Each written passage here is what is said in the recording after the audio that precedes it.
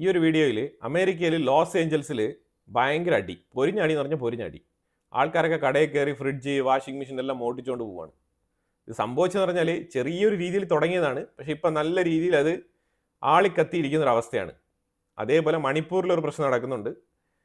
മണിപ്പൂരിലും ഒരു കലാപം. മണിപ്പൂരിലെ കലാപം അറിയാമല്ലോ, കുക്കി, മെയ്ത്തി, ഈ രണ്ട് ടീമുകൾക്കിടയിലാണ്. ഇതിൽ ഏറ്റവും ഹീനമായ ഒരു പ്രവൃത്തി എന്ന് പറഞ്ഞാൽ, അതായത് റോഡിലൂടെ കുക്കി വിഭാഗത്തിൽപ്പെട്ട ഒരു ലേഡിയെ നഗ്നമായി നടത്തിപ്പിച്ചു. ഇതൊക്കെ നമ്മൾ കണ്ടതാണ്. എന്ന് പറഞ്ഞാൽ ഇപ്പം അതിൻ്റെ ഒരു പിക്ചർ വളരെ വ്യക്തമായിട്ട് മനസ്സിലാകുന്ന രീതിയിലാണ് ഇപ്പം മണിപ്പൂരിലെ ഇഷ്യൂ പൊയ്ക്കൊണ്ടിരിക്കുന്നത്. മണിപ്പൂരിലെ ഇഷ്യൂ ശരിക്കും പറഞ്ഞാൽ, ഞാൻ കാണിക്കുന്ന ഒരു മാപ്പ് നിങ്ങൾ നോക്കിക്കോ. ഈ മാപ്പിൽ പണ്ട് ബ്രിട്ടീഷുകാർ ഈ ഒരു ഏരിയയെ ഒരു ക്രിസ്ത്യൻ ഡോമിനേറ്റഡ് ഏരിയയായിട്ട് പ്രഖ്യാപിക്കാൻ വേണ്ടിയിട്ട് അവർ പ്രസിദ്ധീകരിച്ച ഒരു മാപ്പാണ് ഈ റെഡ് കളറിൽ നിങ്ങൾ കാണുന്നത്.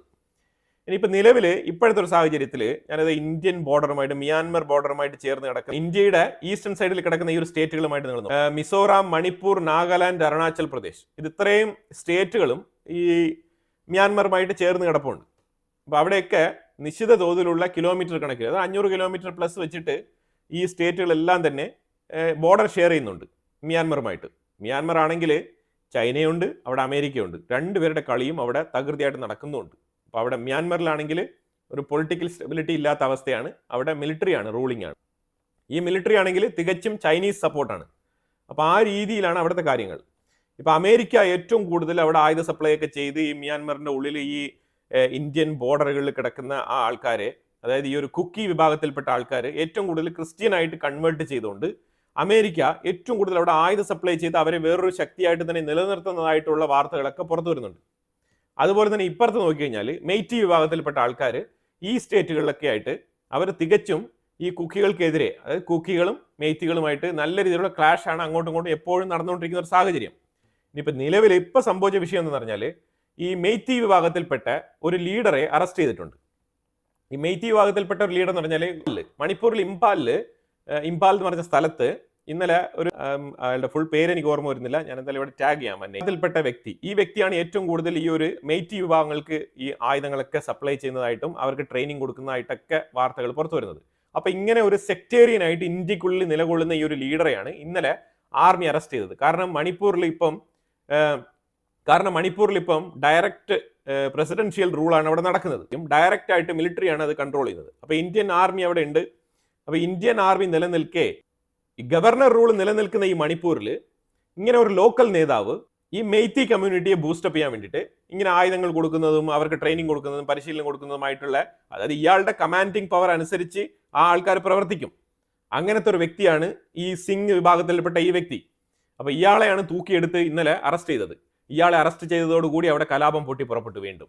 അപ്പോൾ ഈ മെയ്ത്തികൾ ഇപ്പോൾ വീണ്ടും ഇറങ്ങിയിരിക്കുകയാണ്. ഈ ഹൂത്തികളാണെങ്കിൽ അവർ ക്രിസ്ത്യൻ കൺവേർഷൻ ചെയ്തുകൊണ്ട് ഇവരൊക്കെ ശരിക്കും ഇതിനു മുമ്പ് ഹിന്ദുസോ അങ്ങനെ ഇങ്ങനെയൊന്നുമില്ല. ഇവർ ശരിക്കും പറഞ്ഞാൽ ഈ മലമ്പ്രദേശത്ത് താമസിച്ചിരുന്ന ട്രൈബ്സ് ആണ്. ഈ ട്രൈബ്സിന് നമുക്ക് പ്രത്യേകിച്ച് ഇന്ന റിലീജിയൻ ഇന്ന ഇതെന്നൊന്നും പറയാൻ പറ്റത്തില്ല. അവർക്ക് ഗോത്രപരമായിട്ടുള്ള ചില ആചാരങ്ങളൊക്കെ അവർക്കുണ്ട്. അതിലുപരിയായിട്ട് ഈ ആൾക്കാരെ ക്രിസ്ത്യനായിട്ട് കൺവേർട്ട് ചെയ്യാൻ വേണ്ടിയിട്ട് ക്രിസ്ത്യൻ മിനിസ്ട്രീസ് UK, അമേരിക്ക പോലത്തെ രാജ്യങ്ങളിൽ നിന്നൊക്കെ ശ്രമിക്കുന്നുണ്ട്. അതിൻ്റെ ഫലമാണ് ഈ നടക്കുന്ന വിഷയങ്ങൾ. പിന്നെ ഇതിനകത്ത് അമേരിക്കയുടെ താല്പര്യം എന്താണെന്ന് പറഞ്ഞാൽ, അവർക്ക് മതം പ്രചരിപ്പിക്കുക എന്നുള്ളതല്ല അമേരിക്കയുടെ താല്പര്യം. ആ ഒരു മതം എന്നുള്ള ഒരു ആയുധം അവർ ചൂസ് ചെയ്തുകൊണ്ട് ശരിക്കും ചൈനയുടെ പ്രസൻസ് മ്യാൻമറിൽ വീക്കൻ ചെയ്യുക എന്നുള്ളതാണ് അമേരിക്കയുടെ താല്പര്യം. അതാണ് അമേരിക്കയുടെ താല്പര്യം അവിടെ. അപ്പോൾ ആ ഒരു വിഷയമായിട്ട് ബന്ധപ്പെട്ടാണ് മണിപ്പൂരിൽ കലാപം നടക്കുന്നത്. നല്ല രീതിയിലുള്ള ബഹളങ്ങൾ തന്നെയാണ് നടക്കുന്നത്. ഇനിയിപ്പോൾ തുടരെ അത് മുന്നോട്ട് പോകുമോ, അല്ലെങ്കിൽ ആർമി കുറച്ചുകൂടെ ബറ്റാലിയൻസിനെ ഇറക്കി അവിടെ ഇത് അടിച്ചമർത്തുമോ എന്നുള്ളത് നമുക്ക് അറിയത്തില്ല.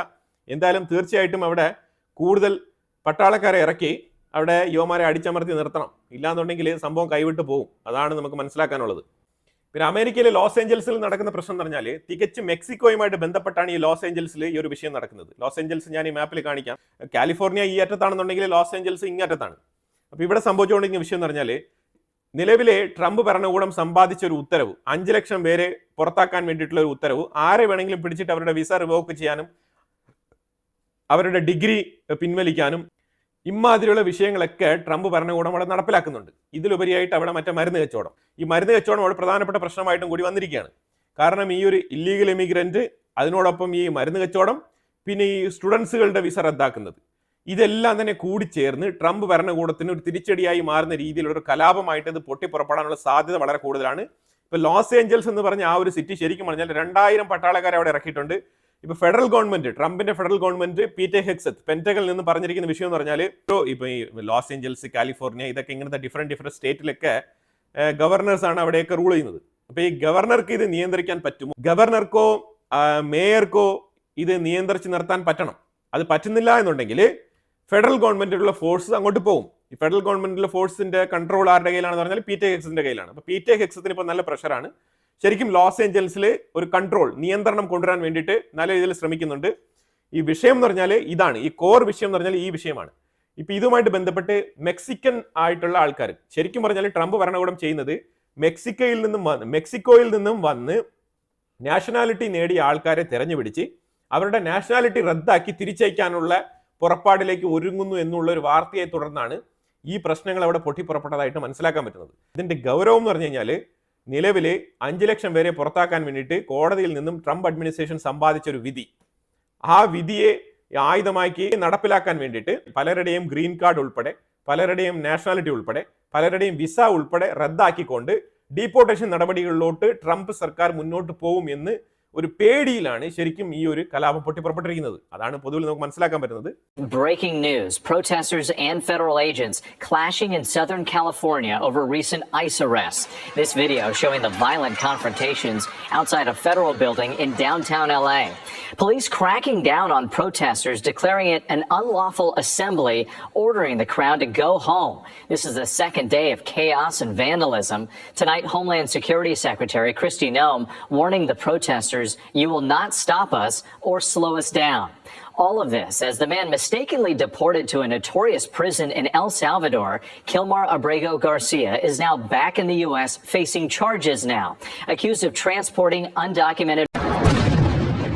Tonight, protests escalating into conflict in Los Angeles as the Trump administration's aggressive deportation efforts spark fear and outrage across the country. For the second consecutive day, angry crowds clashed with law enforcement following a series of ICE raids that drew condemnation from local leaders. You cannot just come into the community and terrorize citizens the way you did.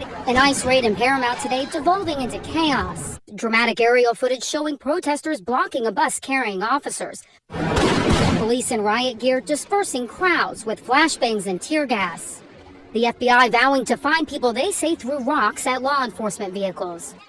And in New York, video showing this man, which the Department of Homeland Security identified as Joaquin Rosario Espinal of the Dominican Republic. Authorities say Espinal resisted arrest following the dismissal of his immigration proceedings. He and another woman who allegedly assaulted an officer were arrested, authorities say, despite interference by members of the public. The Department of Homeland Security calling for an end to the violence against ICE officers who they claim are facing a 413% increase in assaults when carrying out arrests. The tensions reaching a breaking point just as Kilmar Abrego Garcia arrives back in the United States. The 29-year-old Salvadoran man from Maryland became a symbol of Trump's immigration crackdown after the administration admitted to mistakenly deporting him, the government of El Salvador agreeing to his release to face charges. Abrego Garcia, now the subject of a 2-count federal indictment. Those charges stemming from this 2022 traffic stop in Tennessee, where Abrego Garcia was pulled over driving an SUV with 9 other people inside. He's hauling these people for money. He got a collar, is what he's doing. The Department of Justice alleging Abrego Garcia was part of a human smuggling ring responsible for transporting drugs, weapons, and migrants, including MS-13 gang members. അപ്പൊ പെട്ടെന്ന് തന്നെ വളരെ BC ആയിട്ടിരുന്ന Trump statement ഒക്കെ പുറത്ത് വിട്ടിട്ടുണ്ട്. Trump golf കളിയിൽ ഭയങ്കര BC ആയിരുന്നു. അപ്പൊ പെട്ടെന്ന് തന്നെ വന്നിട്ട് പീറ്റർ ഹെഗ്സെത്ത് നമ്മളുടെ ഫെഡറൽ സിസ്റ്റം സ്ട്രെങ്തൻ ചെയ്തുകൊണ്ട് അങ്ങോട്ട് കാര്യങ്ങളൊക്കെ മുന്നോട്ട് നീക്കാനുള്ള ഉത്തരവൊക്കെ ട്രംപ് കൊടുത്തിട്ടുണ്ട്. ഏറ്റവും കൂടുതൽ ജർമ്മനിയാണ് റഷ്യക്കെതിരെ ഇപ്പം വളരെ അഗ്രസീവ് ആയിട്ടുള്ള സ്റ്റേറ്റ്മെന്റുകളൊക്കെ പുറത്തിറക്കുന്നത്. ഏതാണ്ട് ടോട്ടലായിട്ട് റഷ്യയുടെ കയ്യിലുള്ള ഫൈറ്റർ ജെറ്റുകളിൽ 10% ഈ ഓപ്പറേഷൻ സ്പൈഡർ ഉക്രൈൻ നടപ്പിലാക്കിയതിൽ തകർക്കപ്പെട്ടിരിക്കുന്നു എന്നുള്ള സ്റ്റേറ്റ്മെന്റ് ഒക്കെ ജർമ്മനി പറയുന്നുണ്ട്. ജർമ്മനിയുടെ IRSTC എന്ന് പറഞ്ഞ മിസൈലാണ് ജർമ്മനി ഇപ്പം നിലവിൽ ഉക്രൈന് അയച്ചു കൊടുത്തത്.